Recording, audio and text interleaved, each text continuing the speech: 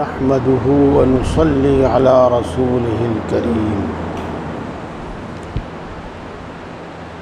أما بعد فأعوذ بالله من الشيطان الرجيم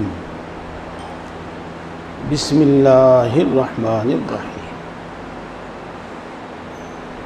قل إن كان آباؤكم وأبناؤكم وإخوانكم وأزواجكم وعشيرتكم وأموال اقترفتموها وتجارة تخشون كسادها ومساكن ترضونها أحب إليكم من الله ورسوله وجهاد في سبيله فتربصوا حتى يأتي الله بأمره والله لا يهدي القوم الفاسقين يحبونهم كحب الله والذين آمنوا أشد حبا لله صدق الله العظيم.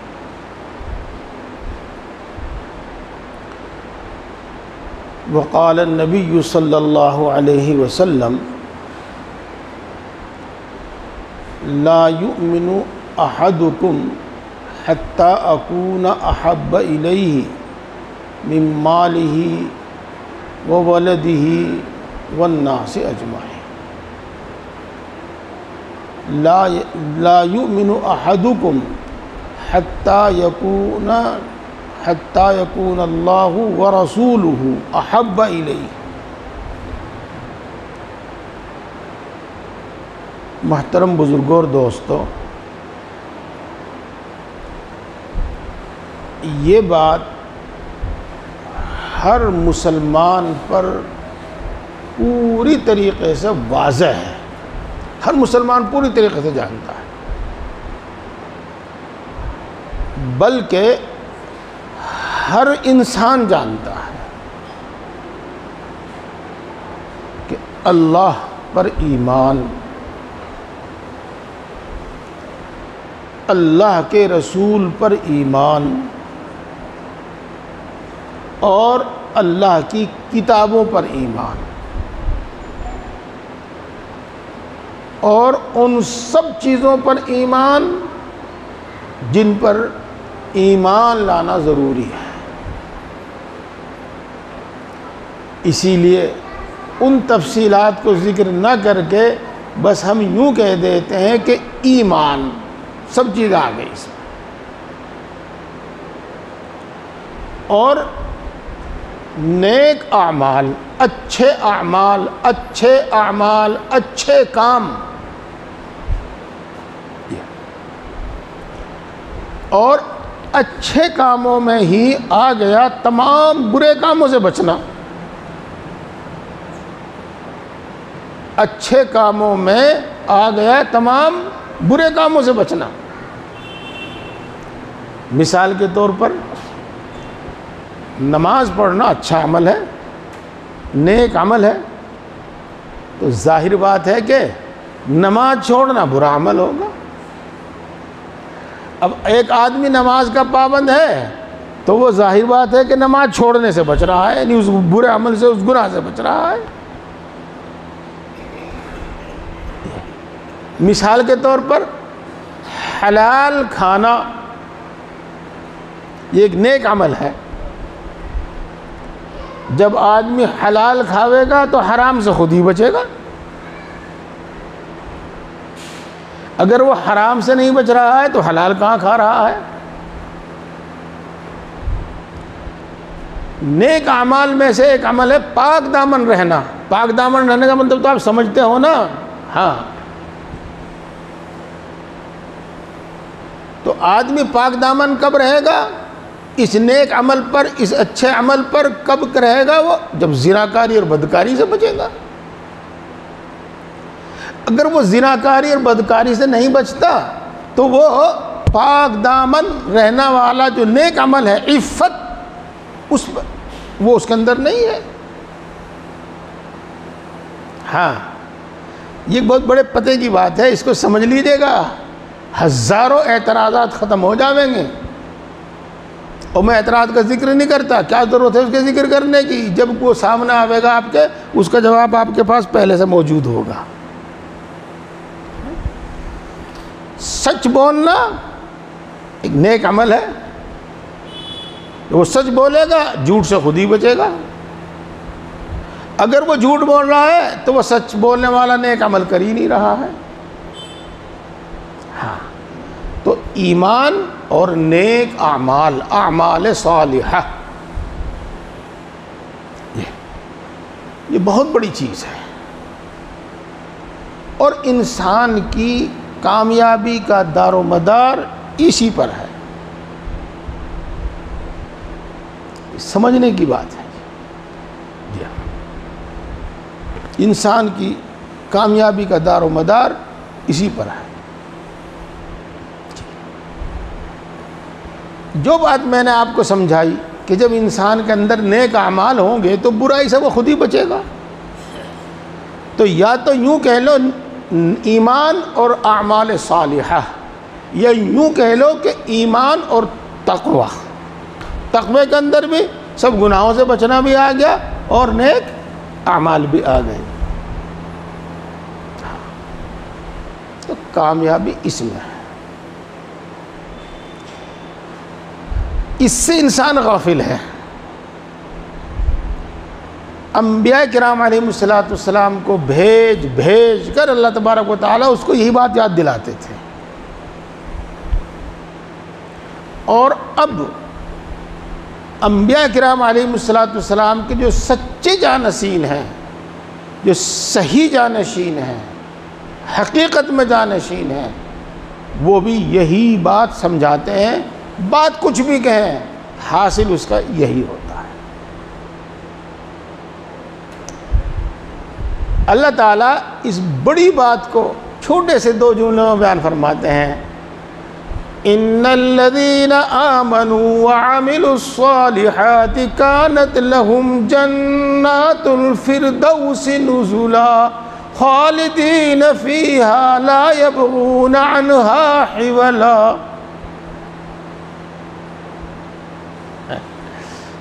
جو لوگ ایمان لائے اور نیک اعمال کیے ان کا ٹھکانہ جنت الفردوس ہے. جو پوری کارروائی کو جانتے ہیں وہ سمجھ گئے کہ جنت الفردوس یہی کامیابی کی ضمانت ہے، یہی کامیابی ہے. آج اس کو بیان نہیں کرنا، یہ بات آپ بار بار سنتے رہتے ہیں.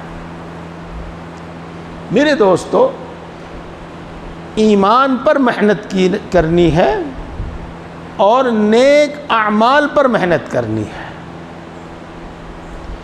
ایمان پر محنت کرنی ہے اور تقوی پر محنت کرنی ہے.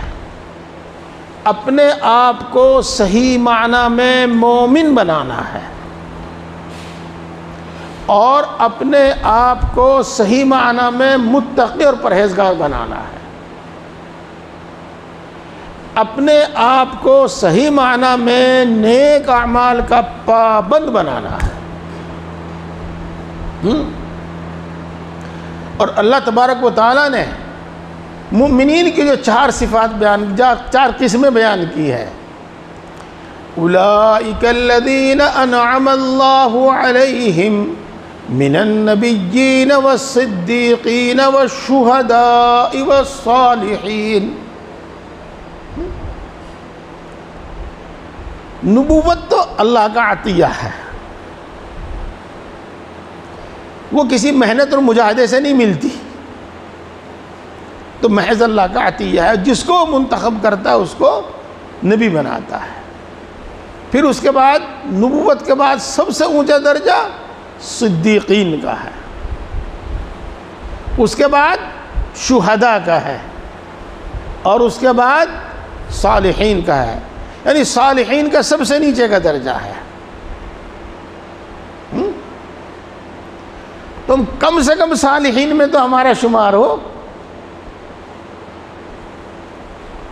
اگر صالحین میں ہمارا شمار نہیں ہے تو پھر صالحین کے بعد تو فاسقین ہے، صالحین کے بعد تو ظالمین ہے. اور جس شخص کا صالحین میں شمار ہو گیا، جو شخص صالحین میں داخل ہو گیا، کیا بعید ہے اللہ تبارک و تعالیٰ اس کو شہداء میں بھی شامل کر لیں؟ اور کیا بعید ہے اللہ تبارک و تعالیٰ اس کو صدیقین میں شامل کر دیں؟ تو صالحین میں تو داخل ہونے کی کوشش، نیک ایمان، ایمان کامل، اور اعمال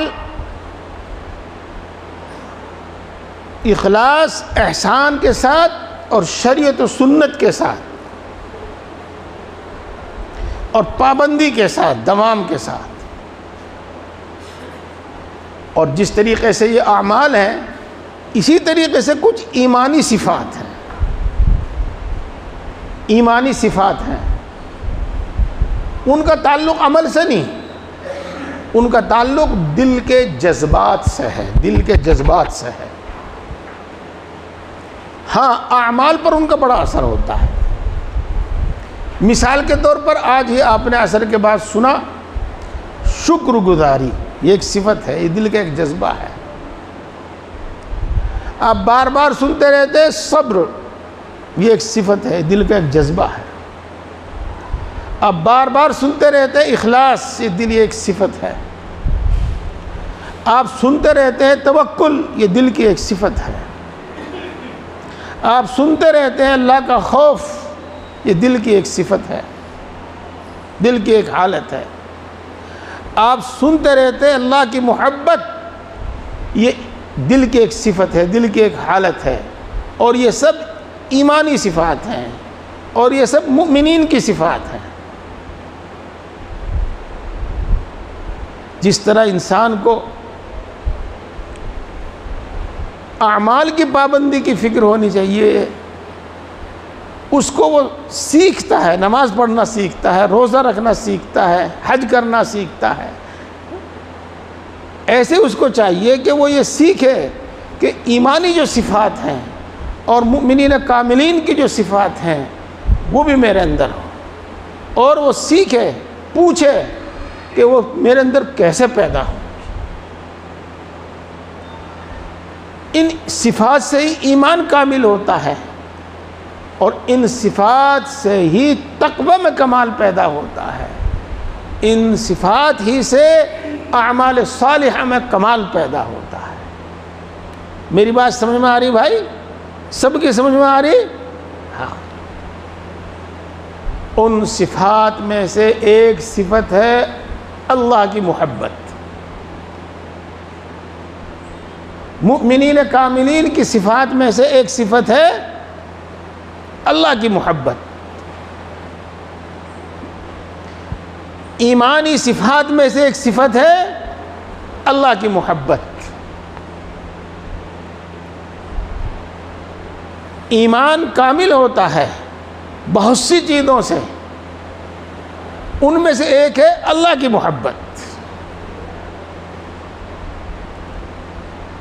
جب تک اللہ کی محبت دل کے اندر غالب نہ آ جائے گی، دل پر محبت کا غلبہ نہیں ہو جائے گا، اس وقت تک ایمان کامل نہیں ہوتا،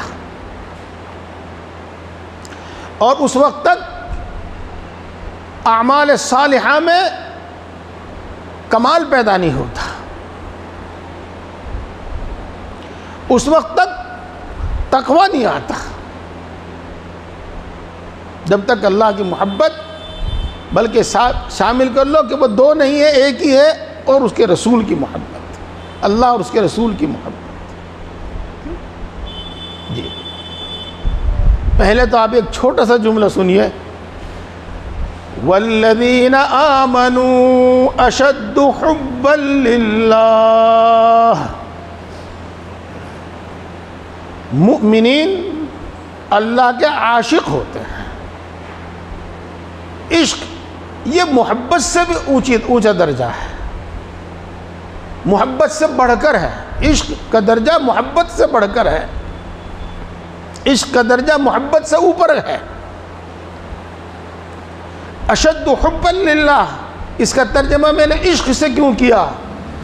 علماء جانتے ہیں، طلباء جانتے ہیں، ایک محبت ہے، ایک اشد محبت ہے، شدید محبت ہے، اشد محبت ہے۔ وہ محبت، اشد محبت اور شدید محبت وہی عشق ہے۔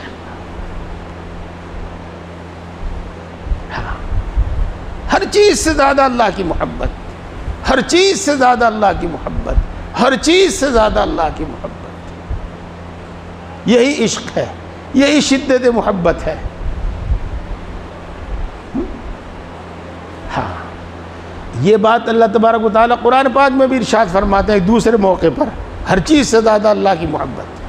جی دیکھو، ترتیب سے روانی کے ساتھ تو پڑھ دیتے ہیں، جب ذرا رک رک کر پڑھتے ہیں تو ذہن سے نکل جاتا ہے، تو مجھے بتا دینا کہیں غلطی ہو تو۔ قل ان کان آباؤکم وابناؤکم واخوانکم وازواجکم وعشیرتکم، اے اللہ کے رسول آپ یہ اعلان کر دیجئے،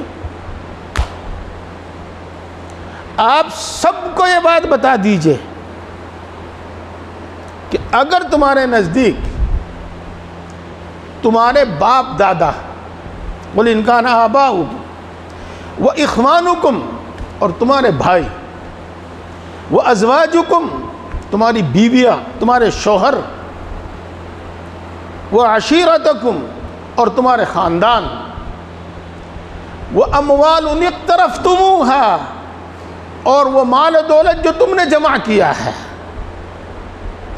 وتجارةً تخشون کسادها، اور تمہارا وہ کاروبار جس کے ٹھنڈا پڑنے سے تم ڈرتے ہو، جس کے مندہ ہونے سے، ٹھنڈا پڑنے سے تم ڈرتے ہو، وتجارةً تخشون کسادها، ومساکن ترضونها، اور تمہارے وہ مکان، تمہارے وہ بنگلے، تمہارے وہ محل جن کو تم پسند کرتے ہو، ومساکن ترضونها احب الیکم من اللہ ورسولہ، یہ سب چیزیں اگر تمہارے نزدیک اللہ اور اس کے رسول سے زیادہ محبوب ہیں، فتربصوا حتی یأتی اللہ بامرہ، میں اس کا حاصل بیان کرتا ہوں، ترجمہ کرنے میں ذرا سا احتیاط چاہیے، پھر تفسیر چاہیے، تفصیل چاہیے، تو اللہ کے عذاب کا انتظار کرو، فتربصوا حتی یأتی اللہ بامرہ، تم اللہ کے عذاب کا انتظار کرو، واللہ لا یہدی القوم الفاسقین، اس کا ترجمہ دھیان سے سنیں، ہر آدمی سنیں، اور اللہ فاسق لوگوں کو سیدھی راہ نہیں دکھاتا، جب تک اللہ کی نافرمانیوں میں مبتلا رہو گے، گناہوں میں مبتلا رہو گے، ہدایت نہیں ملے گی۔ واللہ لا یہدی القوم الفاسق۔ میرے دوستو، اللہ کے رسول صلی اللہ علیہ وسلم کے ارشادات وہ اللہ کے فرمان اور اللہ کی آیتوں کی وضاحت ہوتے ہیں، تبیان اور بیان ہوتا ہے۔ اللہ کے رسول صلی اللہ علیہ وسلم نے ارشاد فرمایا، تم میں سے کوئی اس وقت تک مومن نہیں ہو سکتا، یعنی مومن کامل، یعنی تو میں نے لگا دیا مراد واضح کرنے کے واسطے، اس واسطے لگا دیا کہ دھوکے میں پڑ جاتے ہیں لوگ، غلط فہمی میں مبتلا ہو جاتے ہیں لوگ۔ تم میں سے کوئی مومن نہیں ہوگا اس وقت تک جب تک کہ اللہ اور اس کا رسول اس کے نزدیک اس کی جان سے، اس کے مال سے اور اس کی اولاد سے اور دوسری تمام چیزوں سے زیادہ محبوب نہ ہو جائے، زیادہ محبوب نہ ہو جائے۔ ہاں، اللہ کے رسول صلی اللہ علیہ وسلم نے جب یہ ارشاد فرمایا تو عمر رضی اللہ تعالی عنہ وہاں موجود تھے، جیسا کہ میں نے آپ کو بتایا تھا نا، عصر کے بعد بالکل صفائی کے ساتھ بات بیان کرو، زیادہ عقل مند لوگ، شہری لوگوں کی طرح چالاکی سے بات نہ کیا کرو، دیہاتی لوگوں کی طرح صاف ستھری بات کیا کرو، بچوں کی طرح صاف ستھری بات کیا کرو۔ ہاں، نیک متقی پرہیزگار لوگوں کی طرح صاف ستھری بات کیا کرو۔ حضرت عمر رضی اللہ تعالیٰ عنہ فرماتے ہیں اللہ کے رسول میں دیکھتا ہوں کہ آپ میرے نزدیک اولاد سے بھی زیادہ پیارے ہیں، آپ میرے نزدیک میرے مال سے بھی زیادہ پیارے ہیں، لیکن میری جان سے پیارے نہیں ہو آپ۔ بالکل صفائی کے ساتھ بات بتا دی، مجھے اپنی جان آپ سے زیادہ پیاری معلوم ہوتی ہے۔ اللہ کے رسول صلی اللہ علیہ وسلم نے ارشاد فرمایا اے عمر، جب تک میں تیری جان سے بھی زیادہ تیرے نزدیک پیارا نہ ہو جاؤں اس وقت تک مومن نہیں بنے گا تو۔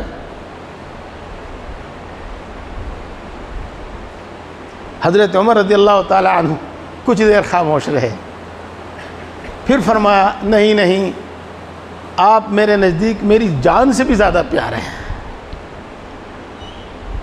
اللہ کے رسول صلی اللہ علیہ وسلم نے ارشاد فرمایا اے مومن، اے عمر تم مومن اب ہوا ہے۔ جی تو میرے بھائی، اللہ اور اس کے رسول کی محبت ہر چیز سے زیادہ یہ جو لوگ اس محبت کی قیمت کو جانتے ہیں، محبت کے اثرات کو جانتے ہیں، محبت کے مرتبے کو جانتے ہیں، کیا کہتے ہیں وہ؟ کوئی تجھ سے کچھ اور کوئی کچھ مانگتا ہے، الہی میں تجھ سے طلبگار تیرا۔ کوئی تجھ سے کچھ اور کوئی کچھ مانگتا ہے، الہی میں تجھ سے طلبگار تیرا۔ کوئی تجھ سے کچھ اور کوئی کچھ مانگتا ہے، الہی میں تجھ سے طلبگار تیرا۔ اللہ کی محبت، اللہ کی محبت کا درجہ جانتے ہیں۔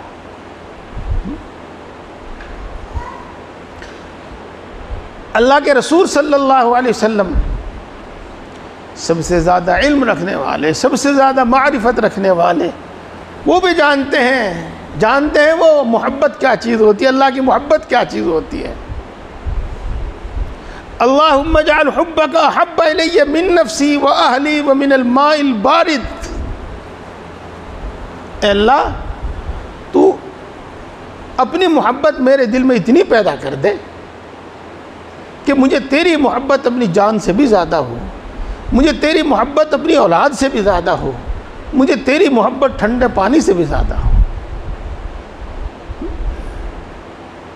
اللہ کے رسول صلی اللہ علیہ وسلم اللہ سے مانگتے ہیں، اللہ کی محبت ہی نہیں مانگتے، بلکہ جن اعمال سے اور جن لوگوں سے اللہ کی محبت پیدا ہو جاوے ان کی محبت بھی مانگتے ہیں۔ اللہم انی اسألک حبک وحب عمل یقربنی عندک۔ اے اللہ میں تجھ سے تیری محبت مانگتا ہوں اور ان اعمال کی محبت، ان اعمال کی رغبت مانگتا ہوں جو اعمال مجھے تیرے قریب کر دیں۔ اللہم انی اسألک حبک وحب من ینفعنی حبہ عندک۔ اے اللہ میں تجھ سے تیری محبت مانگتا ہوں اور اس شخص کی محبت مانگتا ہوں جس سے محبت کرنا مجھے تیرے قریب کر دے، جس کی محبت مجھے تیرے قریب کر دے۔ ہاں میرے دوستو، درمیان کی بات میں بہت مجبوری میں بیان کرتا ہوں، کیونکہ اس سے اچھی بات میرے ذہن میں کوئی دوسری نہیں ہوتی۔ اے اللہ میں تجھ سے تیری محبت مانگتا ہوں اور اس کی محبت مانگتا ہوں جس کی محبت مجھے تیرے قریب کر دے، جس کی محبت مجھے تیرے نفع دے، تیری محبت میں نفع دے، تیری محبت پیدا کر دے۔ میں نے حفظ کیا، فارسی پڑھی کیرانہ میں اپنے استاد حضرت مولانا قاری نعمت اللہ صاحب قاسمی نور اللہ مرقدہ کے پاس. پھر حضرت قاری صاحب کی دعاؤں سے، ان کی توجہ سے آگے پڑھنے کا بھی شوق تھا، تو حضرت قاری صاحب، ان کے ایک بھانجے اور ان کے 2 دوست، 5واں میں وہ آئے جلال آباد. حضرت قاری صاحب بھی حضرت مولانا مسیح اللہ خان صاحب جلال آبادی نور اللہ مرقدہ کے شاگرد تھے. تو قاری صاحب نے حضرت سے فرمایا، عرض کیا، حضرت اس نے ہمارے مدرسے میں حفظ کیا ہے اور اس نے ہمارے مدرسے میں ہی فارسی پڑھی ہے، ابھی عربی اول میں داخلہ چاہتا ہے. حضرت نے فرمایا ابھی تو داخلے شروع نہیں ہوئے، بھائی جان سے پوچھ لو، جب داخلے شروع ہوں گے آ جانا. یہ حضرت سے میری پہلی ملاقات تھی. اور اسی ملاقات میں جو محبت اور عقیدت پیدا ہوئی، ہمیں کچھ پتہ نہیں تھا کیا ہوتا ہے. اس کا اثر یہ تھا، میں سب کو بتاؤں، آپ میں اساتذہ کرام بھی موجود ہیں، الحمدللہ پورے سال میں کوئی 1 گھنٹے کی غیر حاضری نہیں عربی اول میں، پورے سال میں کسی 1 گھنٹے کی غیر حاضری نہیں. اور حضرت کے یہاں عصر سے مغرب تک مجلس ہوتی تھی. جب میں جلال آباد میں ہوں اور حضرت جلال آباد میں ہوں تو 1 دن کی غیر حاضری نہیں، عصر کے بعد جا جاتے. حضرت کی یہ محبت بے سوچے سمجھے یہی ہے جس سے ہمیں جو بھی کچھ حاصل ہوا، یہی ہے جس سے ہمیں جو بھی کچھ حاصل ہوا. میرے دوستو، ہے تو شاید وہ گانا، لیکن کوئی حرج کی بات نہیں، وہ صحیح بات کی ترجمانی کر رہا ہے. بے خودی میں صنم اٹھ گئے جو قدم، آ گئے پاس ہم.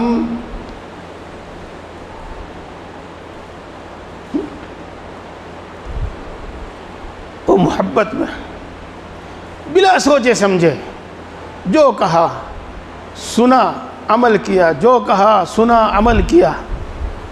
اس محبت میں جو کرتے دیکھا وہی کیا، جو کرتے دیکھا وہی کیا، مل گیا جو ملنا تھا.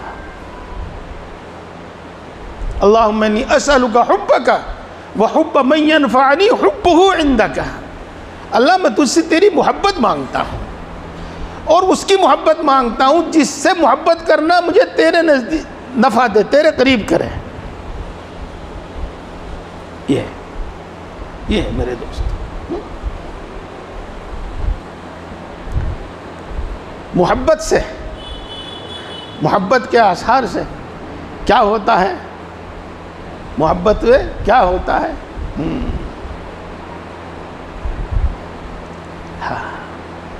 جاننے والے جانتے ہیں محبت میں کیا ہوتا ہے. دل میرا ہو جائے ایک میدان ہو، تو ہی تو ہو، تو ہی تو ہو، تو ہی تو. دل میرا ہو جائے ایک میدان ہو، تو ہی تو ہو، تو ہی تو ہو، تو ہی تو. کیوں مانگتے ہیں یہ؟ وہ جانتے ہیں محبت کیا چیز ہے. بتاؤں گا میں آپ کو کچھ محبت کے آثار بتاؤں گا کچھ.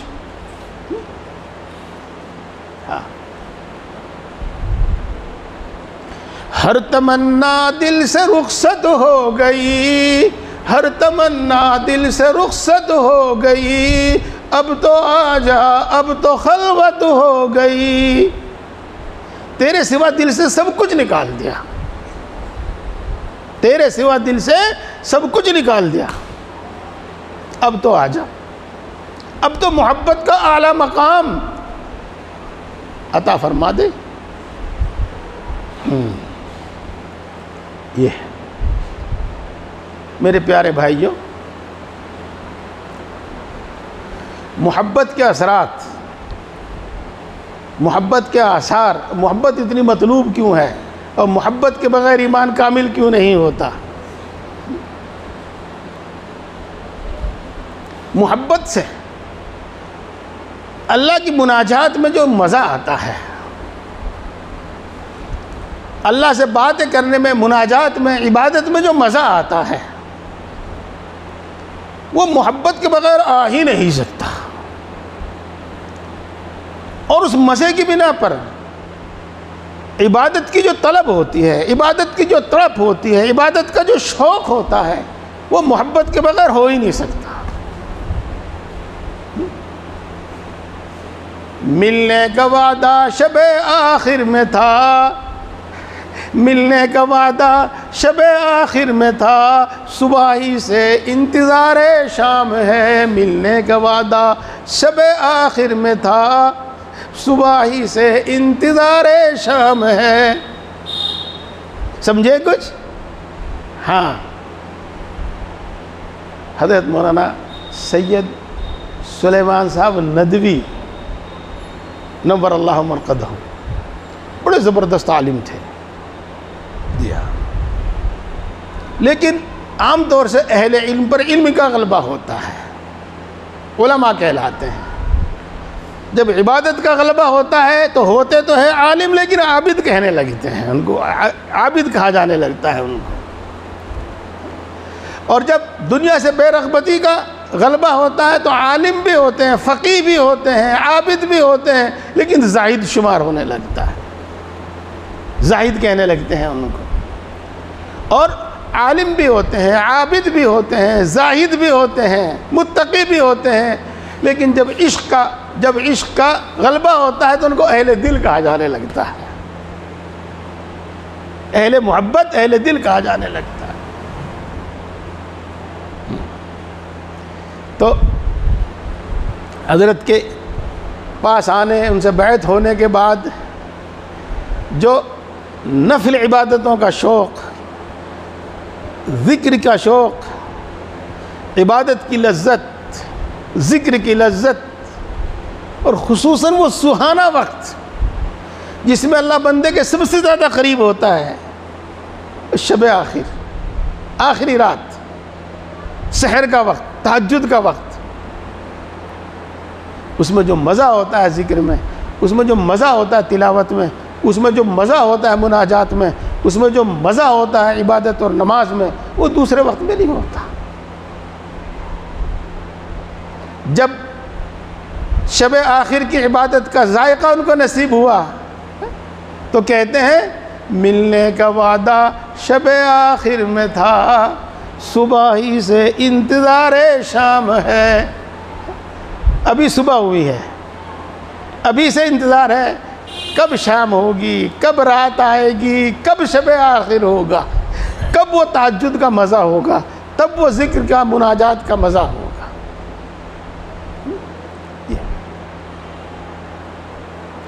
اللہ کے رسول صلی اللہ علیہ وسلم سب سے زیادہ علم رکھنے والے، سب سے زیادہ معرفت رکھنے والے، اشیاء کی حقیقت سے سب سے زیادہ واقف، اعمال کی خاصیت سے سب سے زیادہ واقف۔ ایک دعا ہے جو اس وقت یاد نہیں آ رہی ہے،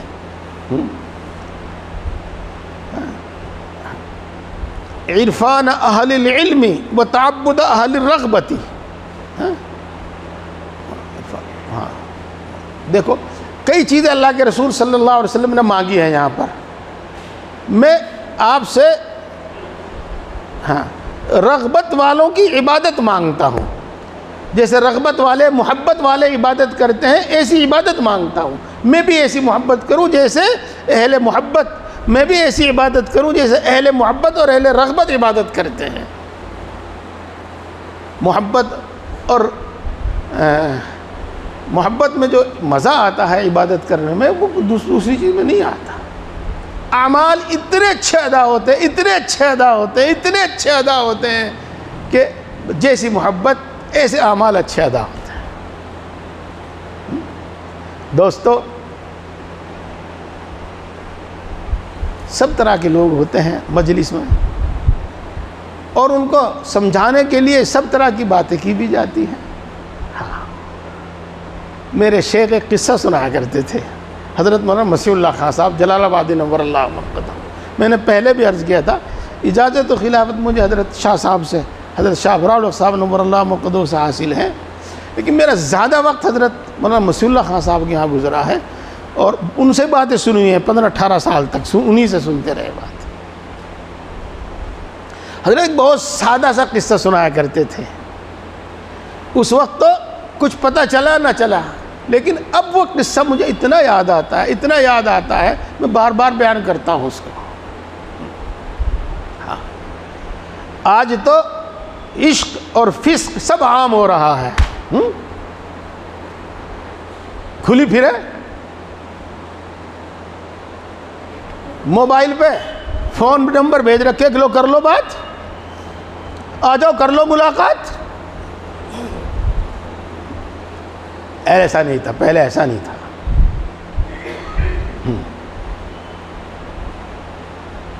ایک تھی شہزادی، ایک تھا دھوبی۔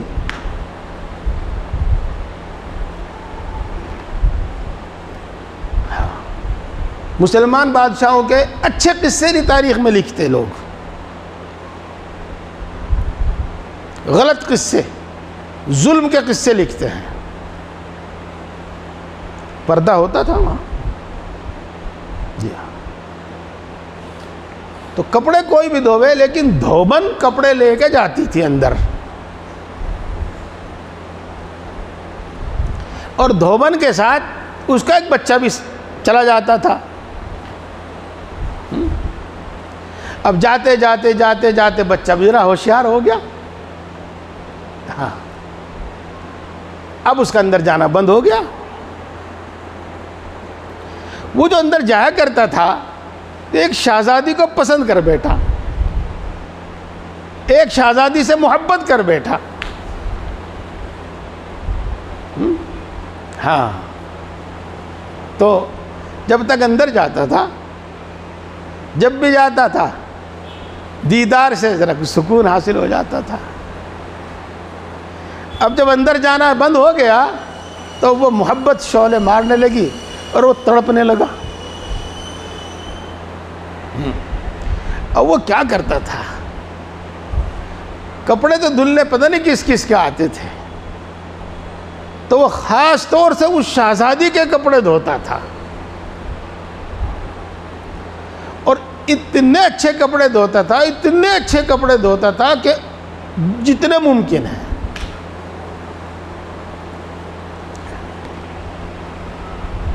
اب جو بھی کچھ کہیے گا، دھوبی کے اس لڑکے کا انتقال ہو گیا۔ اب اس شہزادی کے کپڑے کوئی اور دھونے لگا۔ جب شہزادی کے سامنے وہ کپڑے پیش ہوتے تو وہ ناپسند کرتے ان کو، یہ ٹھیک نہیں دھلے، دوبارہ لاؤ دھو کے ان کو، وہ ٹھیک نہیں دھلے، دوبارہ لاؤ دھو کے ان کو۔ وہ لوگ، اس کے گھر کے جو لوگ تھے، سب سے اچھے کپڑے دھونے کی کوشش کرتے اس کے، لیکن جیسا وہ عاشق اور جیسا وہ محب دھویا کرتا تھا ایسے نہیں دھو پائے۔ اس لیے جب بھی دھوبن کپڑے لے کے جاتی شہزادی رد کر دیتی، ٹھیک نہیں دھلے، جیسے دھل کر آیا کرتے تھے ایسے نہیں دھلے۔ ایک دن دھوبن نے کہا کہ معاف کیجئے گا، ہم آپ کی مرضی کے مطابق کپڑے نہیں دھو سکتے،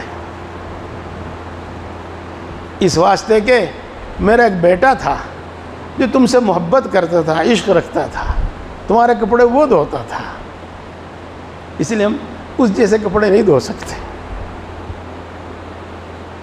محبت میں جو عبادت ہوتی ہے وہ محبت کے بغیر ہو ہی نہیں سکتی، محبت میں جو کام ہوتا ہے وہ محبت کے بغیر ہو ہی نہیں سکتا، جی وہ محبت کے بغیر ہو ہی نہیں سکتا۔ اس لیے اللہ کے رسول کی محبت ضروری ہے.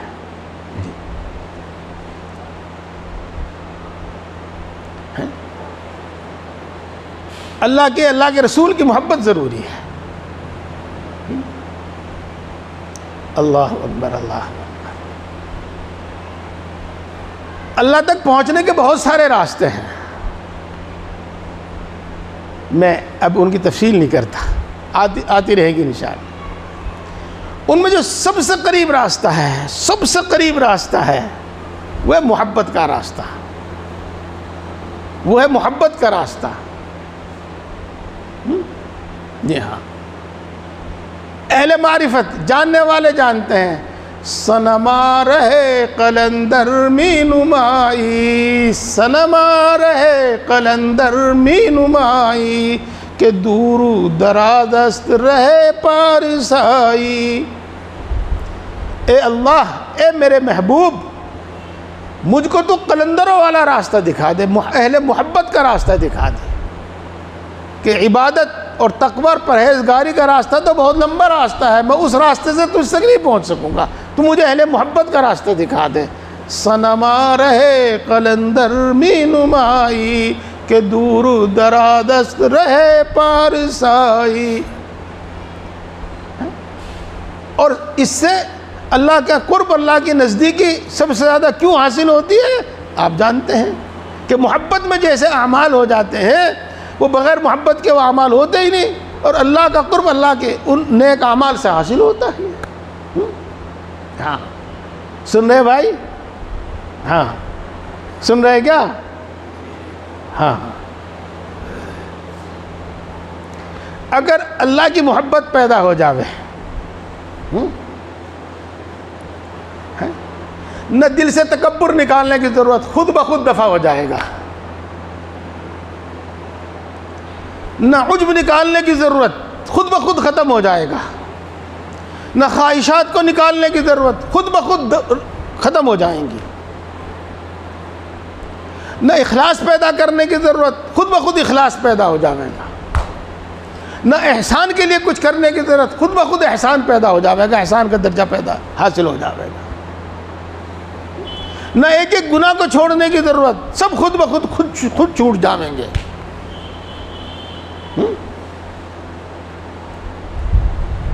عشق شعلہ است کے چوں بر فروخت، جز معشوق باقی جملہ سوخت. عشق وہ شعلہ ہے، وہ آگ ہے کہ محبوب کے سوا سب کو ختم کر دیتا ہے. محبوب کے سوا سب کو ختم کر دیتا ہے. اللہ کی محبت جب پیدا ہو جاتی ہے تو جتنی بھی چیزیں اللہ کو ناپسند ہیں سب دل سے نکل جاتی ہیں، سب گناہ دل سے نکل جاتے ہیں، سب برے عیب، سب بری عادتیں سب دل سے نکل جاتی ہیں جب اللہ کی محبت کا غلبہ ہوتا ہے. یہ مطلب ہے اس کا. عشق شعلہ است کے چوں بر فروخت، جز معشوق باقی جملہ سوخت. مرحبا اے عشق خوشنما سودائے ماں، مرحبا اے عشق خوشنما سودائے ماں، مرحبا اے طبیب جملہ علت ہائے ماں، مرحبا اے عشق خوش سودائے ماں، مرحبا اے طبیب جملہ علت ہائے ماں. اے اچھے عشق، تیرا آنا مبارک، تیرا آنا مبارک، اور ہمارا یہ جنون مبارک. ہاں، اے عشق، اے تمام بیماریوں کے علاج، اے تمام بیماریوں کے طبیب، تیرا آنا مبارک. یہ اس لیے میرے بھائیوں عرض کر رہا ہوں کہ عشق سے اور محبت سے، اللہ کی محبت سے ایمان کامل ہوتا ہے.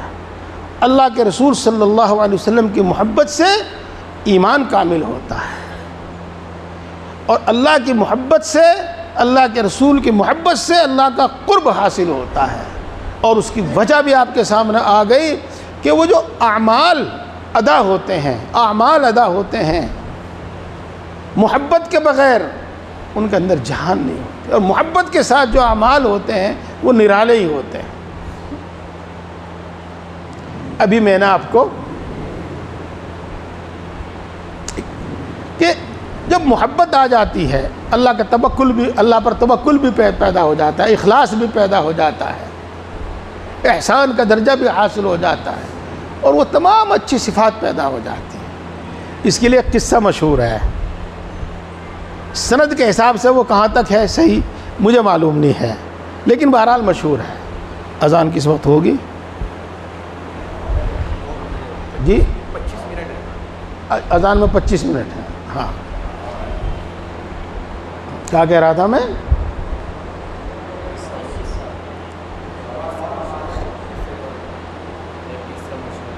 ہاں وہ یہ ہے کہ حضرت ابراہیم علیہ السلام کو جب آگ میں ڈالا گیا تو بارش کا فرشتہ آیا اور کہا اگر آپ حکم دیں تو اتنی زور سے بارش برساؤں کہ آگ بالکل بجھ جائے۔ حضرت ابراہیم نے کہا میرا رب مجھے دیکھ رہا ہے، کہاں دیکھ رہا ہے، مجھے آپ کی مدد کی ضرورت نہیں۔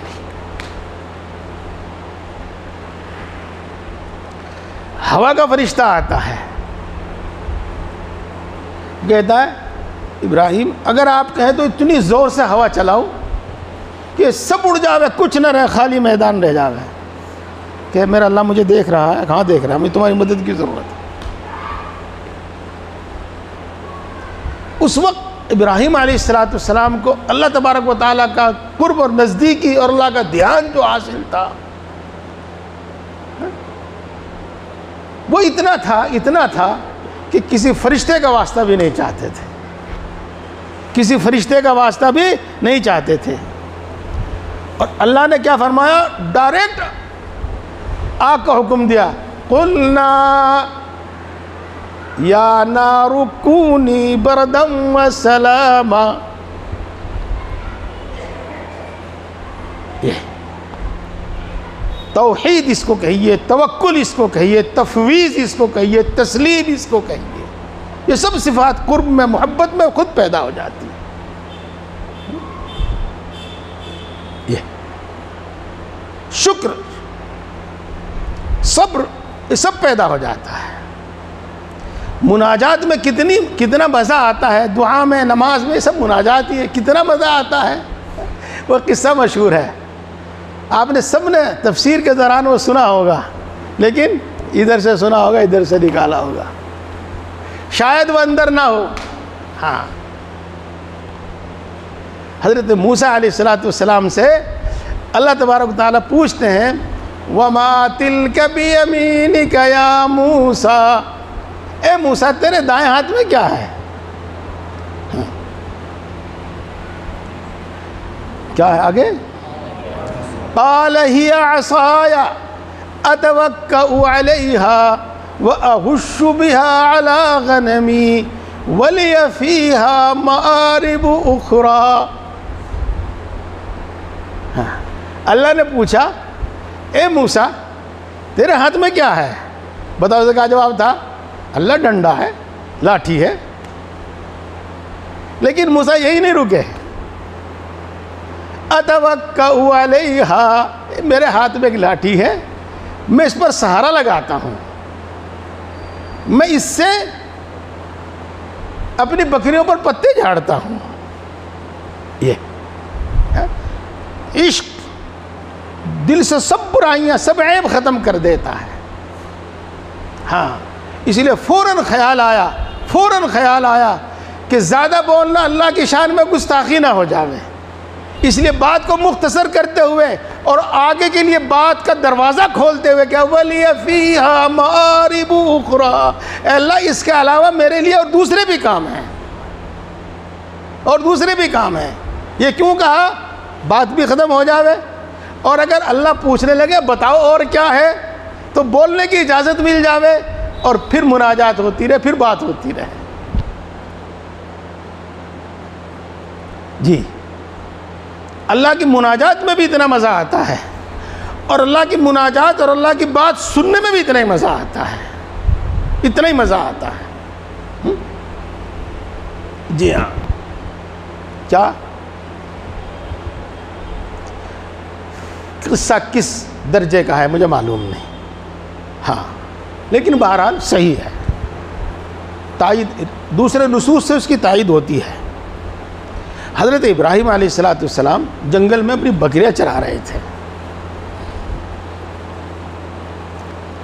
اللہ کے سامنے کسی فرشتے نے یا فرشتوں نے اعتراض کیا، اے اللہ یہ تیرے خلیل ہیں، بکریاں چرا رہے، تیری عبادت تو کر نہیں رہے ہیں۔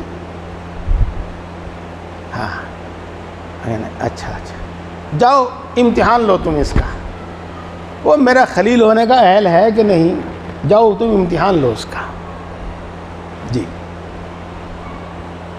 تو بہرحال ایک یا دو یا چار اللہ بہتر جانے فرشتے آئے، اور حضرت ابراہیم علیہ السلام کے قریب آ کر ایک انسانی شکل میں پڑھا، سبحان ذی الملک والملکوت، سبحان ذی العزت والعظمت والہیبت والقدرت والکبریاء والجبروت، سبحان الملک الحی الذی لا ینام ولا یموت، سبوح قدوس ربنا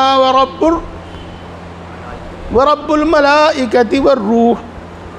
یہ ہر جملے میں ایک ایک لفظ میں اللہ کی تعریف ہے، سبحان ذی الملک والملکوت، سبحان ذی العزت والعظمت والہیبت والقدرت والکبریاء والجبروت، ایک ایک کلمے میں اللہ کی تعریف ہے، اللہ کی بڑائی ہے۔ حضرت ابراہیم علیہ السلام نے جب یہ کلمات سنے تو تڑپ گئے، اسے قریب جا کر کہنے لگا بھائی صاحب ایک بار اور پڑھ دو، ایک بار اور کہہ دو، جس طرح ہم مشاعرے میں ہوتے ہیں نا، ہاں کہتے ہیں مر بے حیا مکرر، مرحبا کہنا تو آتا نہیں۔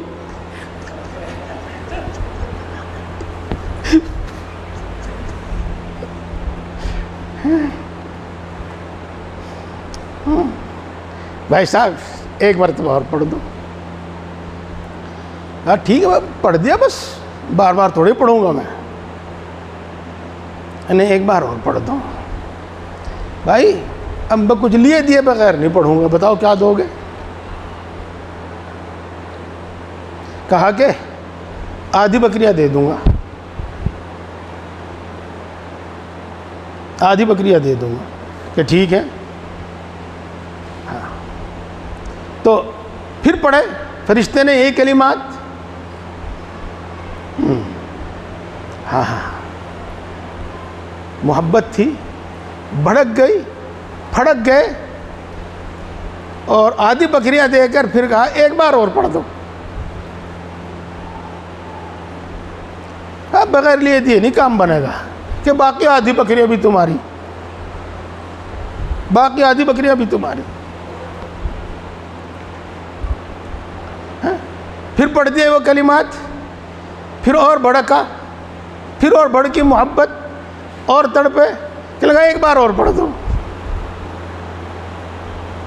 ایک بار اور پڑھ دو۔ اب تو تمہارے پاس کچھ نہیں رہا، کیا دو گے؟ کہ میں تمہارا غلام ہوں، تمہاری بکریاں چرایا کروں گا۔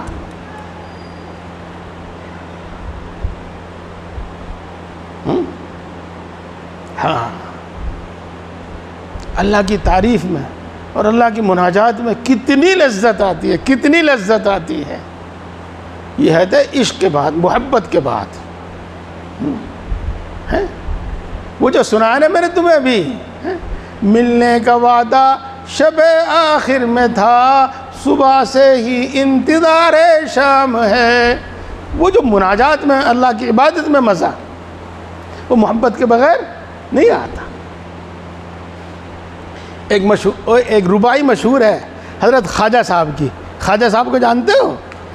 ہاں حضرت خواجہ صاحب کی، یاد میں تیری سب کو بھلا دوں کوئی نہ مجھ کو یاد رہے، یاد میں تیری سب کو بھلا دوں کوئی نہ مجھ کو یاد رہے، گھر بار سب تجھ پہ لٹا دوں خانہ دل آباد رہے، سب خوشیوں کو آگ لگا دوں غم سے تیرے دل شاد رہے، سب خوشیوں کو آگ لگا دوں غم سے تیرے دل شاد رہے، نظر سے اپنی سب کو گرا دوں تجھ سے فقط فریاد رہے، نظر سے اپنی سب کو گرا دوں تجھ سے فقط فریاد رہے۔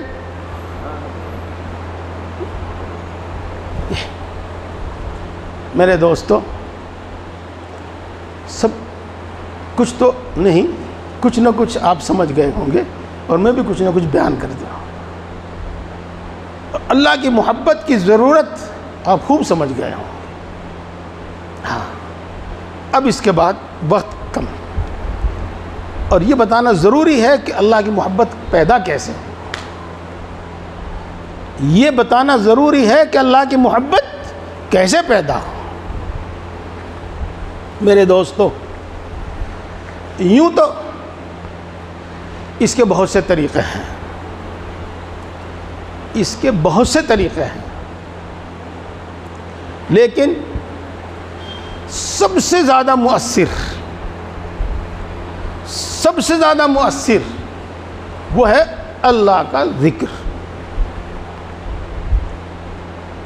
سب سے زیادہ مؤثر اللہ کی محبت پیدا کرنے میں اللہ کا ذکر ہے، اور یہ الفاظ کہیں حدیث میں نہیں، کہیں قرآن میں نہیں، لیکن جاننے والے جانتے ہیں کہ قرآن سے معلوم ہوا ہے یہ۔ فَاذْكُرُونِي أَذْكُرُكُمْ وَاشْكُرُوا لِي وَلَا تَكْفُرُونَ، تم مجھے یاد کرو میں تمہیں یاد کروں گا۔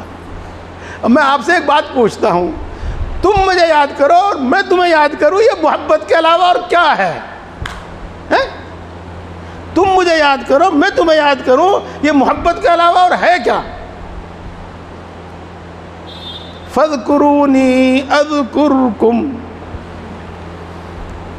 اور ایک حدیث میں اس کی تشریح بہت اچھی ہے، جب کوئی مجھے اپنے دل میں یاد کرتا ہے تو میں بھی اس کو اپنے دل میں یاد کرتا ہوں، اور جب کوئی مجھے کسی مجلس میں یاد کرتا ہے تو میں اس کو اس سے زیادہ اچھی مجلس میں یاد کرتا ہوں، اور جب کوئی میری طرف ایک بالش چلتا ہے تو میں اس کی طرف ایک ہاتھ چلتا ہوں، اور جب کوئی میری طرف ایک ہاتھ چلتا ہے میں اس کی طرف ایک باہ چلتا ہوں، اور جب کوئی میری طرف آہستہ چلتا ہے تو میں دوڑ کر چلتا ہوں، اور جب میری طرف کوئی دوڑ کر چلتا ہے تو میں دوڑ کر اس کو اپنی گود میں اٹھا لیتا ہوں، حتیٰ کہ اس کی زبان ہو جاتا ہوں جس سے وہ بات کرتا ہے، اس کی آنکھ ہو جاتا ہوں جس سے وہ دیکھتا ہے، اس کے کان ہو جاتا ہوں جس سے وہ سنتا ہے، اور بھی آگے ہے۔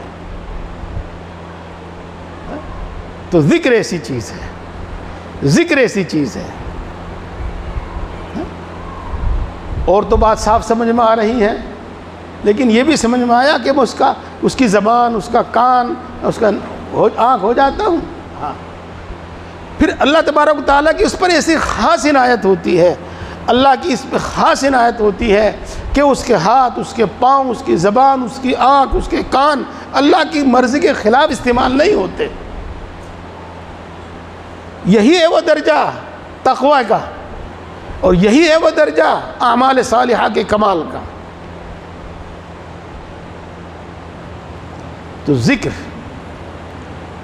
اس سے اللہ کی محبت پیدا ہوتی ہے، اور یہ ذرائع میں بہت بڑا ذریعہ ہے، بہت بڑا ذریعہ ہے، سب سے زیادہ مؤثر ہے۔ اسی واسطے اللہ کے رسول صلی اللہ علیہ وسلم ارشاد فرماتے ہیں، حضرت عائشہ رضی اللہ تعالیٰ عنہ ارشاد فرماتے ہیں، یذکر کل حین، اللہ کے رسول صلی اللہ علیہ وسلم اللہ کا یاد کرتے تھے ہر وقت اللہ کو یاد کرتے تھے۔ اسی لیے اللہ تعالیٰ فرماتے ہیں، ان فی خلق السماوات والارض واختلاف اللیل والنہار لآیات لأولی الالباب، عقل مندوں کے لیے اس میں دلیلیں ہیں۔ ترجمہ نہیں کیا، عقل مند کون ہے؟ الذین یذکرون اللہ قیاما وقعودا وعلی جنوبہم، وَيَتَفَكَّرُونَ فِي خَلْقِ السَّمَاوَاتِ وَالْأَرْضِ. یہ عقل مند یہی اہل محبت ہیں، یہی اہل دل ہیں. اور ان کی صفات میں سے ایک صفت یہ ہے کہ ہر حال میں اللہ کا ذکر کرتے ہیں، کھڑے ہوئے، بیٹھے ہوئے، لیٹے ہوئے، اور اللہ کی مخلوقات میں غور کرتے ہیں، اللہ کی مخلوقات میں فکر کرتے ہیں. اسی کو اہل سلوک مراقبہ کہتے ہیں. ذکر فکر یہی ہے، مراقبہ اس کو کہتے ہیں. اسی وجہ سے اہل اللہ کے حالات جب آپ پڑھیں گے، اور جو ذکر ہے، بہت سے ذکر ہیں، وہ تو ہے ہی، لیکن 1.25 لاکھ مرتبہ روزانہ اللہ اللہ کہتے ہیں. اور سب سے آخری درجہ، کم سے کم درجہ 25-24 ہزار مرتبہ اللہ اللہ کہتے ہیں. تو ذکر کی جو تاثیر ہے محبت میں، کسی دوسری چیز کی وہ تاثیر نہیں ہے. اسی طریقے سے میرے دوستو، باقی باتیں پھر ہوں گی. آج تو میں کچھ بتا رہا ہوں آپ کو، انشاءاللہ ہوتی رہیں گی. اللہ کے احسان اور انعامات کو سوچنا، اللہ کے انعام اور اللہ کے احسانات کو سوچنا، اللہ کی محبت پیدا کرنے میں اس کی تاثیر عجیب غریب ہے، عجیب و غریب تاثیر ہے اس کی. اللہ کے احسانات، اللہ کے انعامات اپنے اوپر. رب اوزعنی ان اشکر نعمتک التی انعمت علی وعلی والدی. ہاں، اللہ کے انعامات کو سوچو. جو تکلیفیں اور مشکلات پیش آتی ہیں ان کو نہ سوچو، ان کو نہ سوچو. جو انعامات، احسانات اور نعمتیں ہیں ان کو سوچو. اہل محبت، اہل عشق، اہل معرفت کا یہی طریقہ ہے. حضرت ابراہیم علیہ السلام اللہ تبارک و تعالیٰ سے مناجات میں کہتے ہیں وَإِذَا مَرِضْتُ فَهُوَ يَشْفِينِ. جب میں بیمار ہوتا ہوں تو وہ مجھے شفا دیتا ہے. میں بیمار ہوتا ہوں، وہ شفا دیتا ہے. بیمار کون کرتا ہے؟ اللہ. شفا کون دیتا ہے؟ اللہ. لیکن ابراہیم یوں نہیں کہتے کہ جب اللہ مجھے بیمار کرتا ہے تو پھر وہ مجھے شفا بھی دیتا ہے، بلکہ یوں کہتے ہیں کہ جب میں بیمار ہوتا ہوں تو اللہ شفا دیتا ہے. اللہ کے انعامات کو یاد کرنا، اللہ کے احسانات کو یاد کرنا. رب قد آتیتنی من الملک وعلمتنی من تأویل الاحادیث. حضرت یوسف علیہ السلام کا قصہ تو ضرور پڑھا ہوگا آپ نے. ایک زمانہ تو وہ یہ تھا کہ یوسف زلیخا کا قصہ ہر آدمی پڑھتا تھا، ہر مرد عورت بچہ پڑھتا سنتا تھا. اب نہیں رہا وہ زمانہ. حضرت یوسف علیہ السلام بچپنے سے ہی جن مصائب اور مشکلات کے مبتلا ہوئے وہ مشہور ہے.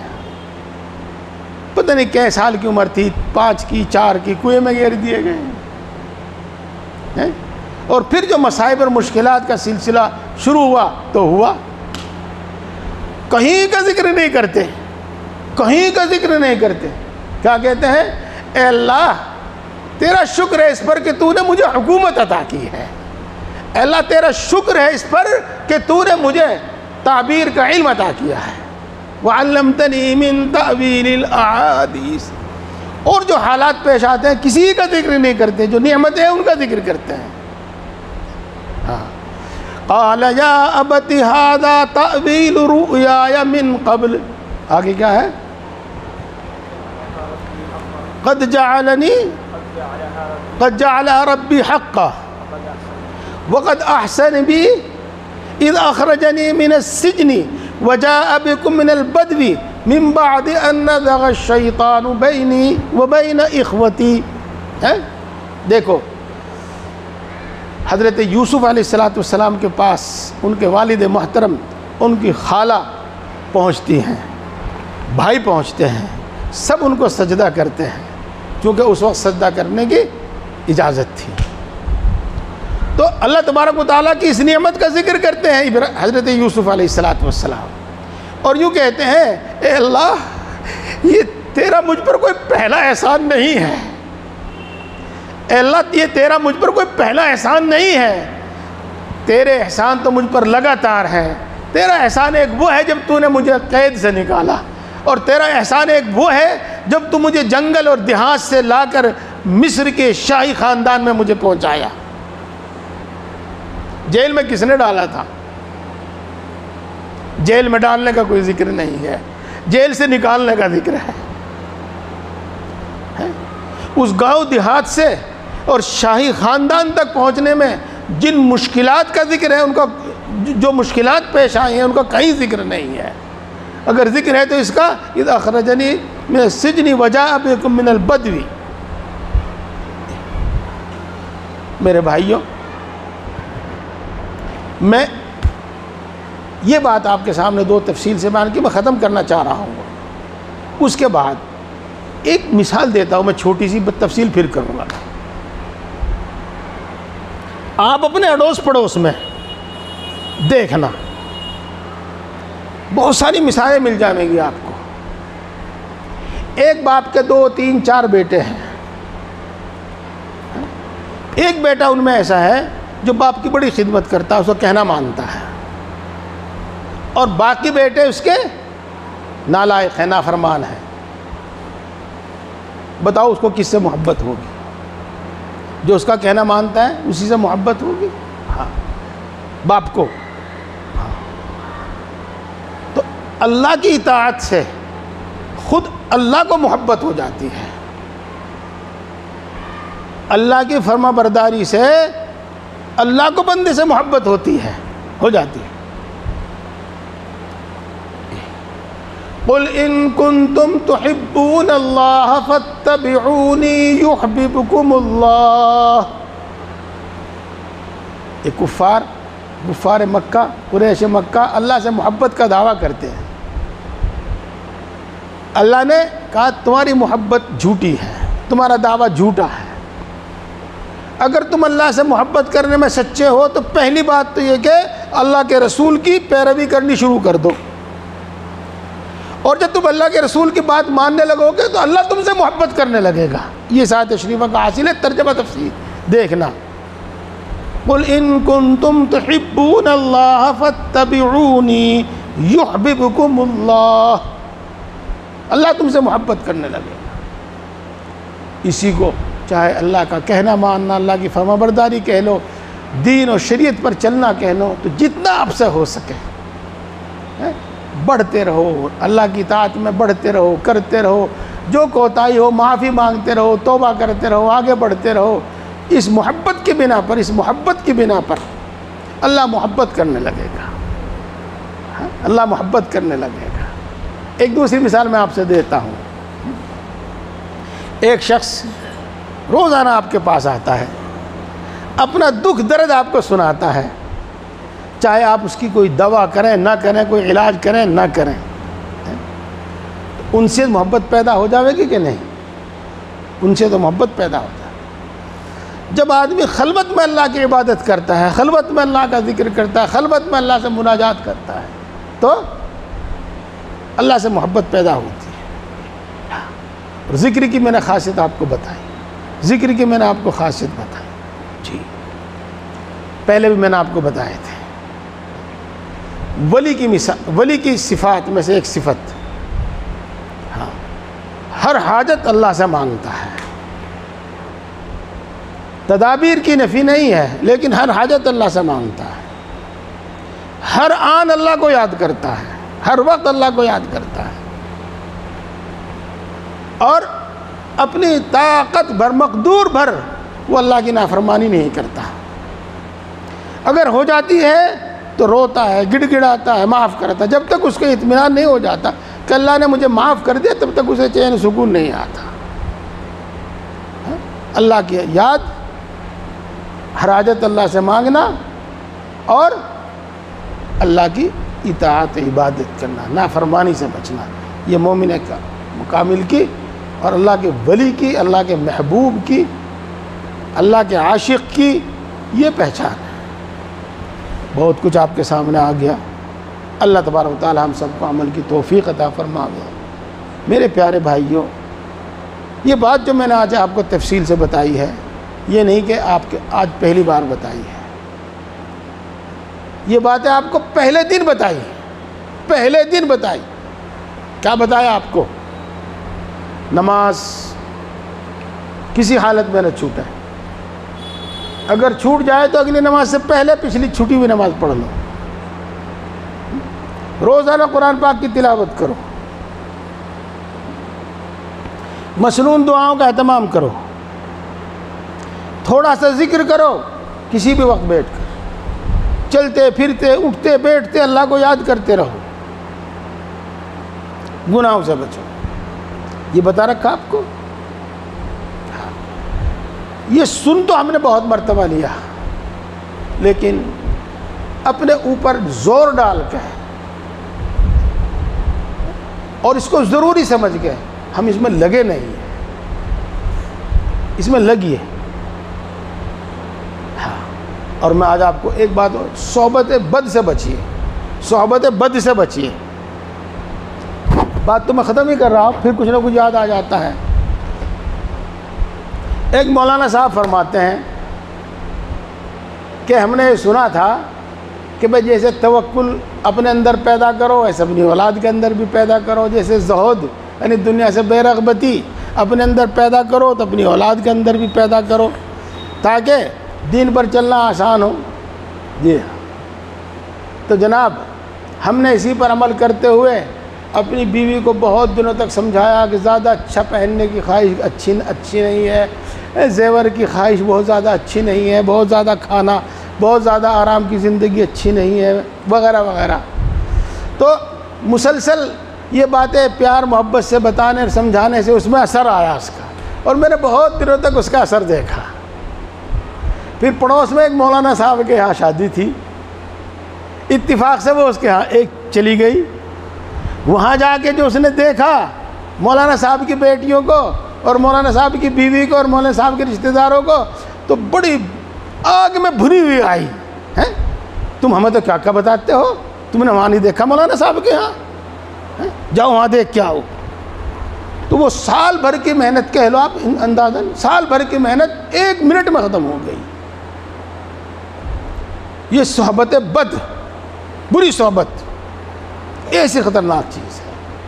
اور آج میں آپ کو ایک بات بتا رہا ہوں، لکھ لیو، فی الحال سمجھ میں نہیں آئی تو انشاءاللہ کسی نہ کسی دن آپ کو سمجھ میں آئے گی۔ وہ جو بددین لوگ ہیں ان کا سب سے پہلا کام ہے دین والوں پر دین کے ذریعے حملہ کرنا۔ وہ جو بددین ہیں وہ اچھے متقی پرہیزگار لوگوں کو، راہ راست لوگوں کو گمراہ ثابت کریں گے، اور اپنی بد دماغی کی بنا پر قرآن سے ثابت کریں گے، اپنی بد دماغی کی بنا پر حدیثوں سے ثابت کریں گے۔ ایسے لوگوں سے دور رہنے کی ضرورت ہے۔